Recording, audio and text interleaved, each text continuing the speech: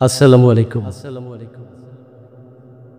সুনীল গঙ্গোপাধ্যায়ের একটি কবিতা পাহাড় চূড়া পাঠ করছি। অনেক দিন থেকেই আমার একটি পাহাড় কেনার শখ, কিন্তু পাহাড় কি বিক্রি করে তা জানি না। যদি তার দেখা পেতাম, দামের জন্য আটকাত না। আমার নিজস্ব একটা নদী আছে, সেটা দিয়ে দিতাম পাহাড়টার বদলে। কে না জানে পাহাড়ের চেয়ে নদীর দামই বেশি। পাহাড় স্থানও নদী বহমান, তবু আমি নদীর বদলে পাহাড়টাই কিনতাম, কারণ আমি ঠকতে চাই। নদীটা অবশ্য কিনেছিলাম একটা দ্বীপের বদলে। ছেলেবেলায় আমার বেশ ছোট্ট খাট্ট ছিমছাম একটা দ্বীপ ছিল, সেখানে অসংখ্য প্রজাপতি।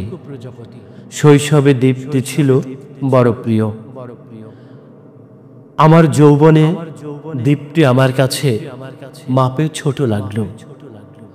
প্রবহমান তন্বী নদীটি বেশ পছন্দ হলো আমার। বন্ধুরা বলল, ওইটুকু একটা দ্বীপের বিনিময়ে এত বড় একটা নদী পেয়েছিস, খুব জিতেছিস তো মাইরি। তখন আমি জয়ের আনন্দে বিহ্বল হতাম। তখন সত্যিই আমি ভালোবাসতাম নদীটিকে। নদী আমার অনেক প্রশ্নের উত্তর দিত, যেমন, বলতো আজ সন্ধেবেলায় বৃষ্টি হবে কিনা। সে বলতো, আজ এখানে গরম দক্ষিণ হাওয়া, শুধু একটি ছোট্ট দ্বীপে বৃষ্টি, সে কি প্রবল বৃষ্টি, যেন একটা উৎসব। আমি সেই দ্বীপে আর যেতে পারি না। সে জানতো, সবাই জানে, শৈশবে আর ফেরা যায় না। এখন আমি একটা পাহাড় কিনতে চাই। সেই পাহাড়ের পায়ের কাছে থাকবে গহন অরণ্য। আমি সেই অরণ্য পার হয়ে যাব।